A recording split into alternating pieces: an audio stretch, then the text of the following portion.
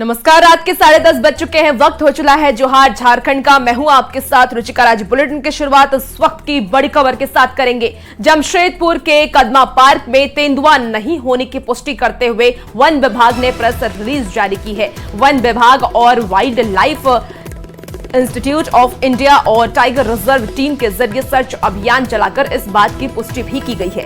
तेंदुआ नहीं होने की वजह से सोमवार से कदमा पार्क को खोला जाएगा। हालांकि पुष्टि होने के बाद भी विभाग मैप के जरिए सर्च अभियान जारी रखेगा ताकि कहीं से सूचना आने पर तुरंत कार्रवाई की जा सके।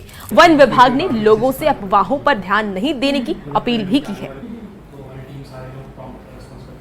तो देखिए, लगातार तेंदुआ होने की खबर सामने आ रही थी, लेकिन अब वन विभाग इस पर नजर बनाई हुई है और जो वाइल्ड लाइफ है वो तमाम जगहों पर ये नजर बनाई हुई है। जमशेदपुर के कदमा पार्क में तेंदुआ नहीं होने की पुष्टि करते हुए वन विभाग ने प्रेस रिलीज भी जारी कर दिया है और वन विभाग और wild life institute of India और टाइगर रिजर्व टीम के जरिए सर्च अभियान चलाकर इस बात की पुष्टि भी की गई है।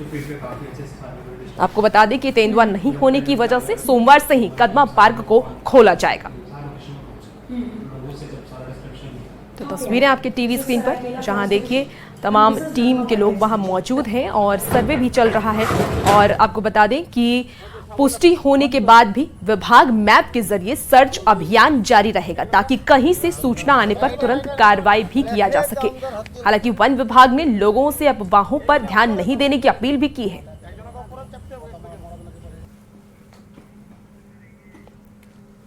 तो ये तस्वीर देखिए, जहां पर कुछ दिन पहले से ये खबर सामने आ रही थी कि तेंदुआ के होने की खबर सामने आ रही थी और इससे लोगों में खौफ बहुत ज्यादा था। लेकिन अब वन विभाग और wild life institute of India और टाइगर रिजर्व टीम के जरिए सर्च अभियान चलाकर इस बात की पुष्टि कर दी गई है कि तेंदुआ नहीं है और तेंदुए नहीं होने की वजह से सोमवार से ही कदमा पार्क को खोला जाएगा। ऐसे अगर देखा जाए तो कल रात के मूवमेंट में हमने 5 इको क्लब्स, इको कमिटीज का गठन किया है, जिनके की हेड्स हमने डिसाइड किया है और उनका कॉन्टैक्ट नंबर्स हमारे पास मौजूद है। तो ये इस वाइल्ड लाइफ मूवमेंट में ये एक पॉजिटिव पहल है, जिसके लिए मैं लोगों का शुक्रिया अदा करना चाहूंगी, उनका धन्यवाद देना चाहूंगी कि उन्होंने फॉरेस्ट डिपार्टमेंट को बढ़ चढ़कर सहयोग दिया है। फिर भी मैं आगे ये बताना चाहूंगी कि क्योंकि वाइल्ड लाइफ मूवमेंट का एक दहशत, एक सनसनी फैली हुई है, तो लोग अभी भी, मेरा रिक्वेस्ट होगा कि सतर्क रहें, सावधान रहें। तो हम लोगों ने मिलकर एक पूरा ऑपरेशन भी चलाया यहाँ पे और कल से लगातार कदमा बर्ड हाउस की पार्क के चप्पे चप्पे को मॉर्निंग आवर्स में, इवनिंग में, इवन रात के टाइम पे 3 टीम बनाकर सारे लोकेशंस को जांच किया गया। हमने कुछ अलग अलग स्थानों पे पीआईपी भी बनाए, सारे पीआईपी को चेक किया। हमें अभी तक लेपर्ड के कोई मार्क्स नहीं मिले हैं, साइन भी मिले हैं। उसके अलावा अलग अलग 5 लोकेशंस पे कैमरा ट्रैप लगाए। मॉर्निंग में जब हमने कैमरा ट्रैप्स को चेक किया तो उसमें लेपर्ड के कोई भी फोटो कैप्चर नहीं हुए। तो हम अब स्टेटस पे हैं, इस स्टेज पे हैं कि हम बता सके कि एटलीस्ट अभी लेपर्ड का प्रेजेंस हमारे कदमा बर्ड हाउस की पार्क में नहीं है। धनबाद में पुराना बाजार स्थित जामा मस्जिद के पास मार्केट में आग ने तांडव मचाया है। आग में 12 से अधिक दुकान चपेट में आ गए हैं। आपको बता दें कि घटना करीब सुबह 3 बजे की बताई जा रही है, जब दुकान में आग लगी थी। बताया यह भी जा रहा है कि ईद को लेकर दुकानदारों ने दुकान में जो सामान रखा था वो सब जल गया। ऐसे में बड़े नुकसान की आशंका भी जताई जा रही है। आग इतनी भयावह थी कि मौके पर पहुंचे दुकानदार भी असहाय दिखे। फायर ब्रिगेड की टीम भी जानकारी मिलने पर मौके पर पहुंची और कड़ी मशक्कत के बाद आग पर घंटों बाद काबू पा सका। हालांकि दुकानदार ने आपसी रंजिश में आग लगाने की आशंका जताते हुए पुलिस से सुरक्षा की मांग भी की है। तो ये 2 तस्वीरें देखिए। तो लग रहा है कि कोई दुकानदारों से कोई झगड़ा उगड़ा होता है, गुस्सा के हालत में बोला हम जला देंगे। यही हमको अभी तक तो अंदाज यही लग रहा है। हम लोग तो इसके बारे में बैठ के मीटिंग करेंगे, फिर कुछ रास्ता निकलेगा। तो पूरा कितना दुकान है यहाँ? लगभग 300 दुकान। 300 दुकान है। कितने दुकानों में आग लगी? तो अभी करीब हमको लग रहा है कि 10 से 15 दुकान में आग लगी। 10 से 15 दुकान में। कितने का नुकसान हुआ होगा? ईद का समय भी है, सभी लोग मार्केट के लिए अभी इसका अंदाजा तो हम नहीं लगा सकते। सब दुकानदार क्या से मांग बात करते हैं प्रशासन से? क्या प्रशासन से मतलब सुरक्षा की मांग कर सकते हैं कि आज मतलब यहाँ पे लगाया है, कल और कहीं पर मोड़ पर लगाएगा, तो गरीब आदमी तो पर्व का टाइम में है, मर जाएगा। खबर जमशेदपुर से है, जहां जमशेदपुर के अंतर्राष्ट्रीय बैडमिंटन खिलाड़ी की हजारीबाग में उसकी प्रेमिका ने ही हत्या कर दी है। प्रेमिका की गिरफ्तारी और उसकी निशानदेही पर खिलाड़ी प्रशांत कुमार सिन्हा ने डेड बॉडी हजारीबाग में छड़वा डैम में के पास मिला है। आपको बता दें कि हत्या के आरोप में पुलिस ने प्रेमिका और उसके प्रेमी को गिरफ्तार कर लिया है। प्रशांत की हत्या की जानकारी मिलते ही जमशेदपुर में परिवार में मातम पसर गया। प्रशांत की मां ने बताया है कि 22 मार्च को काजल उनके घर आई थी और बेटे को जबरन कार में बिठाकर ले गई थी और इसे लेकर बिरसा नगर थाने में शिकायत भी दर्ज कराई गई थी। आपको बता दें कि पारा बैडमिंटन खिलाड़ी प्रशांत को बेहतरीन खेल के लिए कई अंतरराष्ट्रीय पुरस्कार भी मिल चुके थे। 4 साल से हम उसको घर से दो बार आई थी, तो हम एक बार तो बैठी, दूसरा बार आई तो फिर थोड़ा सा रुके, हमको उसका चाल ढाल देख के एकदम अच्छा नहीं लगा, उसको हम भगा दिए। फिर भी फोन कर करके कहता है ये लड़का भी कैसे जाता था, इसका करीब बहुत पैसा ठगी है, फ्रॉडबाजी करवाती थी, लड़की सबसे अपने भी करती थी। क्या नाम था लड़की का? काजल सिन्हा नाम था। उसका पूरा पैसा कौड़ी जितना भी होता था एटीएम छीन छान के निकाल लेती थी। मोबाइल भी सब वो छीन ली हो, लड़की का ही पास है इसका सब सामान। रिपोर्ट किया तो कहता है किया ही नहीं है, एफआईआर नहीं दर्ज किया था, उसका कॉपी कहता मेरा बेटी का मोबाइल में होगा, तो एफआईआर दर्ज कर ही नहीं था। 15 साल के बाद एफआईआर दर्ज नहीं होता है। सबने ना मेरे को ये बोल कर टरकाते रहे। उसके बाद जब एसएसपी ऑफिस गए तब लोग कहते हैं, वो एसएसपी साहब बोले तब जाके लोग एफआईआर दर्ज किया। जामताड़ा के 15 मजदूरों को पुलिस ने आंध्र प्रदेश के कृष्णा जिले से मुक्त कराया है। इन लोगों को बंधक बनाकर रखा गया था। ये कामगार नाला नीचेपाड़ा और केंदुआ टाड़ के रहने वाले थे। सभी मजदूरों का रेस्क्यू कर पुलिस सकुशल घर ले आई है। आपको बता दें आपको कि महिजामम का मिलन बाउरी इन लोगों को काम दिलाने का झांसा देकर चेन्नई ले गया था, लेकिन इन्हें संध्या इक्वा फॉर्म में जबरन रखा गया था और काम कराया भी जा रहा था। साथ ही इनकी जानकारी देने पर जान से मारने की धमकी भी दी जाती थी। आपको बता दें कि इसी तहत मजदूरों ने अपने परिवार के सदस्यों तक जानकारी पहुंचाई और इसके बाद पुलिस ने इनका रेस्क्यू किया। प्रभारी नाला के नेतृत्व में और अन्य पदाधिकारियों के नेतृत्व में एक टीम का गठन किया गया, जिनके द्वारा अविलंब आंध्र प्रदेश के कृष्णा जिले से सभी 15 लोगों को, लेबर्स को हम लोगों द्वारा बरामद कर लिया गया है तथा उनको सकुशल हम लोग वापस लेते आए हैं। साथ ही इस कांड के जो अभियुक्त है उसकी गिरफ्तारी के लिए भी हम लोगों ने छापेमारी जारी कर दी है और जिस फैक्ट्री मालिक ने जहाँ पे इनको रखा गया था उसके खिलाफ भी अग्रतर अनुसंधान हम लोग कर रहे हैं। जमशेदपुर में किन्नर समाज की ओर से फाउंडेशन डे धूमधाम से मनाया जा रहा है। इस मौके पर किन्नर समाज के लोग कुल्हान के सबसे बड़े एमजीएम अस्पताल पहुंचे और गरीब मरीज के साथ ही उनके परिजन को भी खाना खिलाया। किन्नर समाज के अध्यक्ष ने इस पहल के जरिए किन्नर के प्रति समाज की सोच बदलने की उम्मीद भी जताई है। आज जिस तरह से महिला दिवस होता है, सिस्टर डे मनाते हैं हम फादर, उस तरह आज हमारा दिन है, तो हमने सोचा कि आज क्यों नहीं एमजीएम अस्पताल में जाकर गरीबों के बीच सुबह का नाश्ता बांटा जाए। तो आज हमने एक छोटा सा प्रयास किया है, क्योंकि हमेशा लोगों की नज़र में हम सड़कों पर ही मांगते हुए दिखते हैं, लेकिन ऐसे नज़र से हो सकता है कि लोगों की सोच बदले कि हम भी लोगों के बीच समाज के कार्य कर सकते हैं। ईसाई समुदाय के पर्व ईस्टर को लेकर लोहरदगा में उत्साह का माहौल देखा जा रहा है। गुड फ्राइडे के तीसरे दिन इसे मनाया जाता है। गुड फ्राइडे ईसा मसीह के बलिदान और त्याग से जुड़ा दिन है। इस दिन लोग ईसा मसीह के बलिदान को याद करते हैं। मान्यता यह भी है कि गुड फ्राइडे के तीसरे दिन यानी रविवार को ईसा मसीह दोबारा जीवित हुए थे।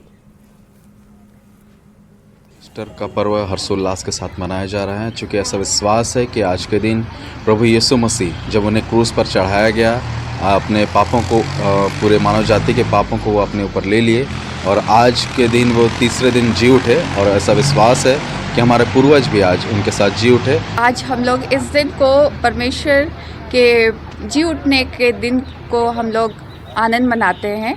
आज के दिन प्रभु यीशु हम लोगों के लिए मरे और जी उठे, जिसके लिए हम आनंद मनाते हैं।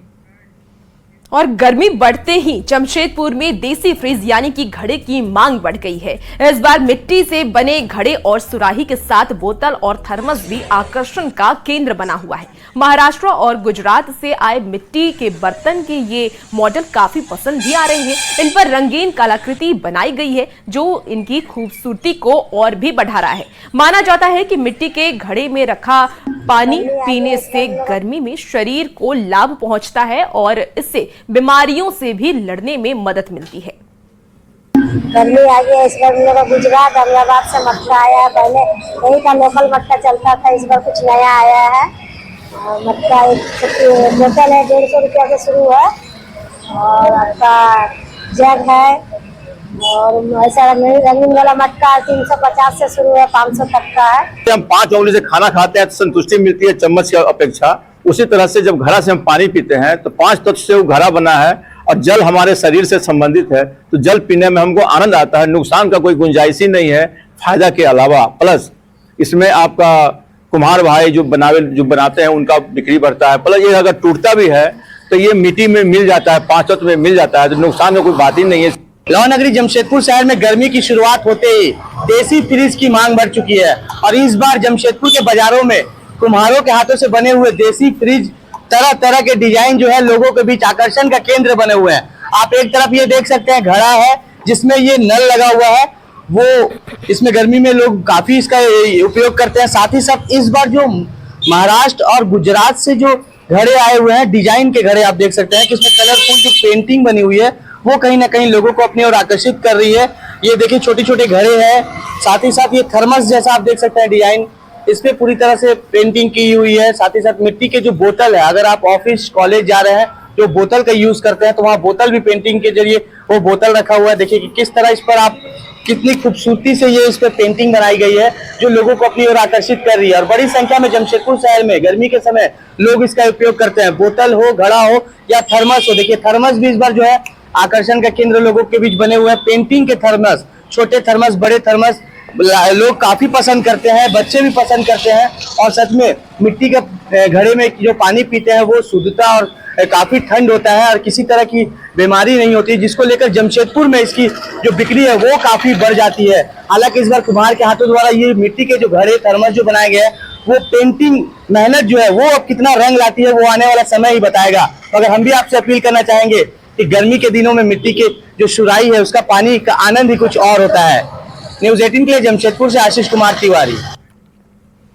गढ़वा में मेराल थाना क्षेत्र के दुलदुलवा गांव अवैध दारू के निर्माण के लिए कुख्यात है। यहाँ के ग्रामीण दारू का अवैध निर्माण करते हैं और उसकी सप्लाई दूसरे राज्यों तक भी होती है। यहाँ के अधिकतर घरों में सैकड़ों बार पुलिस और उत्पाद विभाग की टीम कार्रवाई कर चुकी है। वहीं जिला उत्पाद अधीक्षक ने एक बार फिर बड़ी कार्रवाई करते हुए बता दें आपको कि गांव से 3000 किलो जावा महुआ के साथ 300 लीटर शराब जब्त किया है। साथ ही अवैध शराब भट्टी को भी ध्वस्त किया है। उत्पाद अधीक्षक ने अवैध शराब निर्माण में जुटे लोगों को कड़ी कार्रवाई की चेतावनी भी दी है। जावा महुआ फूल रहा है। 2024 को देखते हुए जिले में छापेमारी अभियान चलाया जा रहा है। छापेमारी के दौरान करीब 3000 किलो जावा महुआ और करीब 300 लीटर शराब चुलाई शराब की बरामदगी हुई है। और ये करीब अब दुलदुलवा गांव के थाना मेराल थाना में छापेमारी जंगल में की गई है और सभी के विरुद्ध आइडेंटिफाई करके अभियोग दर्ज करने की कार्रवाई की जा रही है।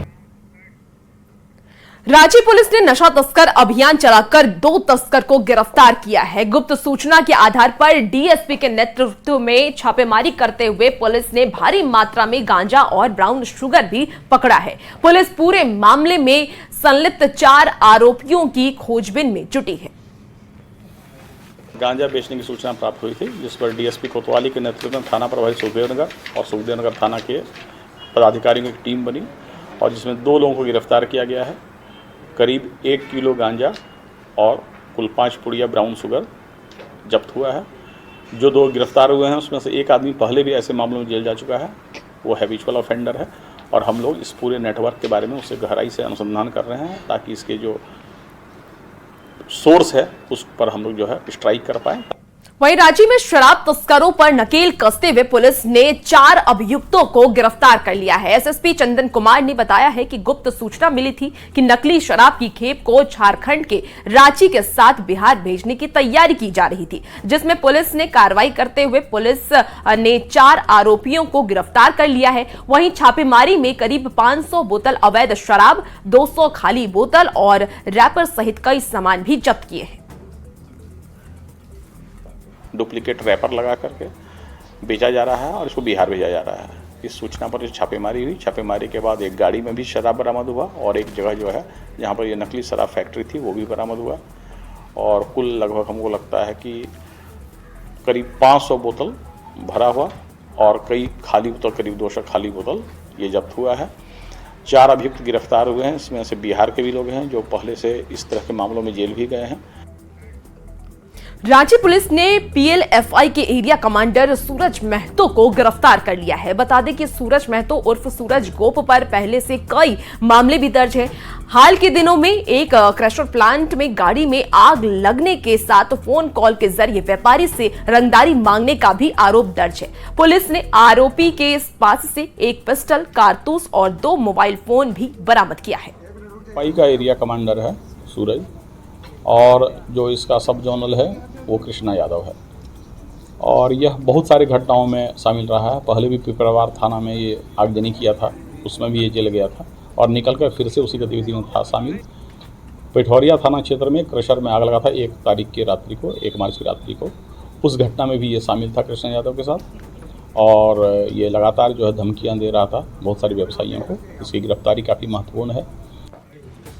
खबर गुमला से है, जहां गुमला में अबुआ आवास के नाम पर लाभुक से पैसे वसूली मामले में 2 सदस्यीय टीम को जांच की जिम्मेदारी सौंपी गई है। महिला लाभुक ज्योति किंजक को आवास की पहली किस्त में 20,000 रुपए मिले थे, जिसे दलाल मुखिया ने हड़प लिया है और इस खबर को न्यूज 18 ने प्रमुखता से दिखाया, जिसके बाद डीसी ने मामले को संज्ञान में लेते हुए जांच टीम का गठन कर बीडीओ को पीड़ित लाभुक के घर जाकर सख्ती से जांच करने के बाद रिपोर्ट देने का निर्देश भी दिया और मामले में संलिप्त आरोपी पर कड़ी कार्रवाई करने की बात कही।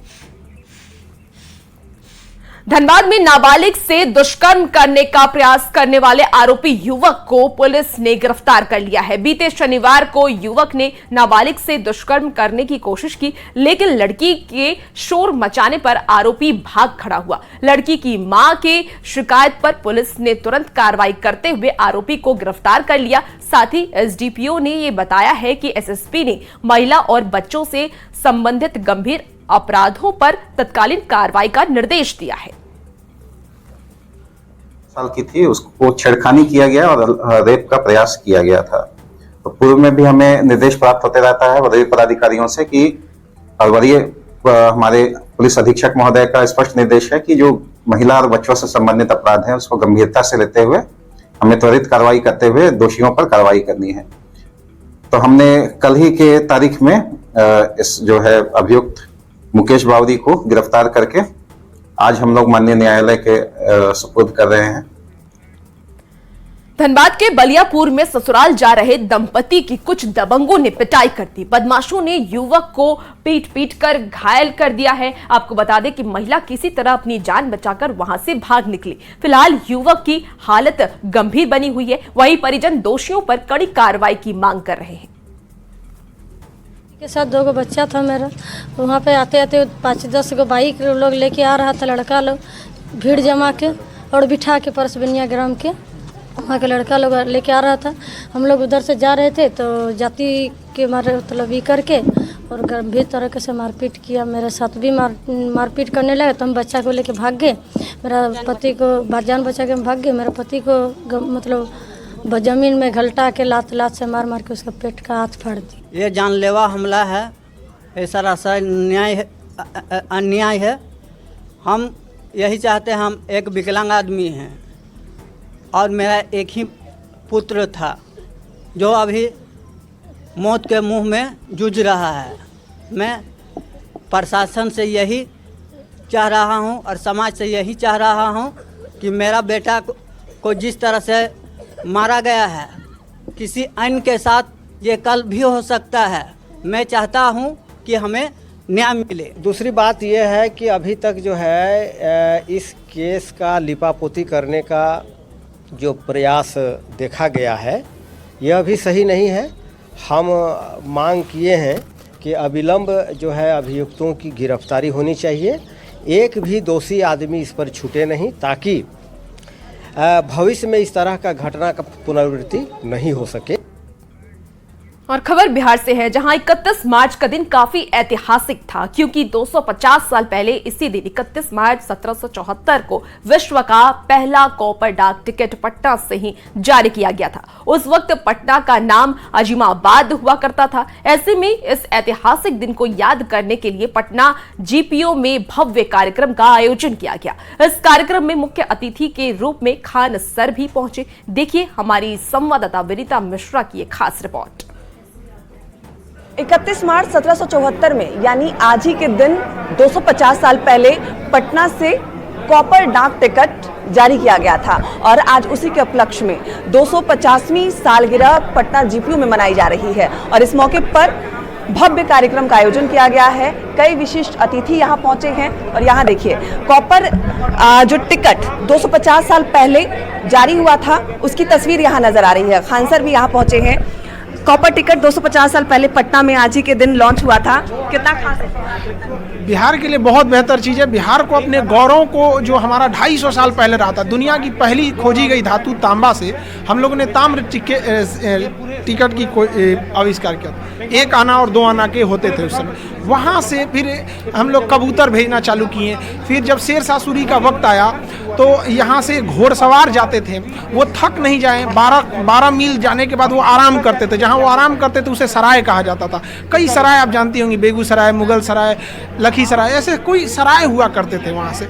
उस दौर से लेके आज हम लोग ये जीपीओ हो गया, जो हेड ऑफिस हो गया वहाँ पे, तो एक लंबा दौर रहा। तो 250 साल पहले अपने उस अतीत को याद करके काफ़ी गौरवान्वित महसूस करते हैं। यहाँ आपको बधाई, पूरे बिहारवासियों को बधाई, पूरे देश को बधाई कि पूरे विश्व में पहला प्रीपेड टोकन सिस्टम पटना से जारी हुआ। पहली बार आम लोगों के लिए डाकघर को पटना से खोला गया, आम लोगों के लिए। इसके पहले आम लोगों के लिए खुला हुआ नहीं था ये।